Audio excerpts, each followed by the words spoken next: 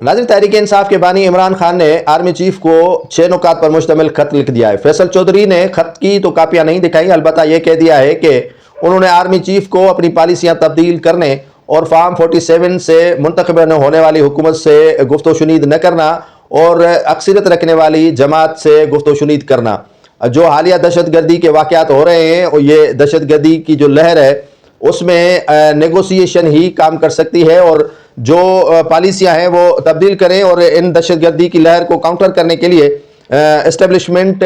Policy तब्दील करे, क्योंकि अवाम और अफवाज पाकिस्तान के दरमियान दूरियां बढ़ाने में एस्टेब्लिशमेंट का कलीदी किरदार है। उन्होंने जो 8 फरवरी के इंतखाबात हैं उनके हवाले से भी लिखा है आर्मी चीफ को, और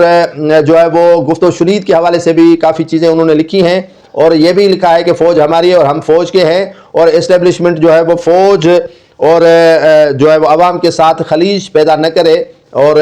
इस्टेब्लिशमेंट फ़ौज और अवाम के दरमियान नफ़रतें पैदा कर रही है। और उसके अलावा जो इमरान खान है उन्होंने काफ़ी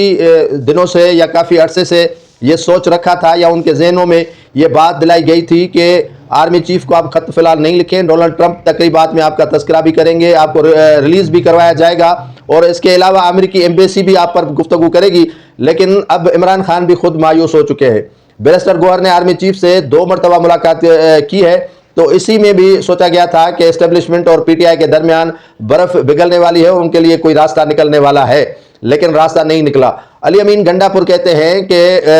जो गुफ्तो शुनीद है एस्टेब्लिशमेंट से वो मुकम्मल हो चुकी है 99% इमरान खान की रिहाई के हवाले से। जब इमरान खान रिहा हो जाएंगे तो उनकी मर्जी है वो किससे गुफ्तगू करते हैं, किससे बातचीत करते हैं, वो उसमें आज़ाद हो जाएंगे। जुनैद अकबर जो है वो पीटीआई के सदर हैं, उनका कहना है कि आर्मी चीफ को हमने आर्मी चीफ लगवाया क्योंकि जो साबिक सदर हैं डॉक्टर आरफ अलवी, उन्होंने इनके जो रिटायरमेंट एक दिन कबल ये आर्मी चीफ मौजूदा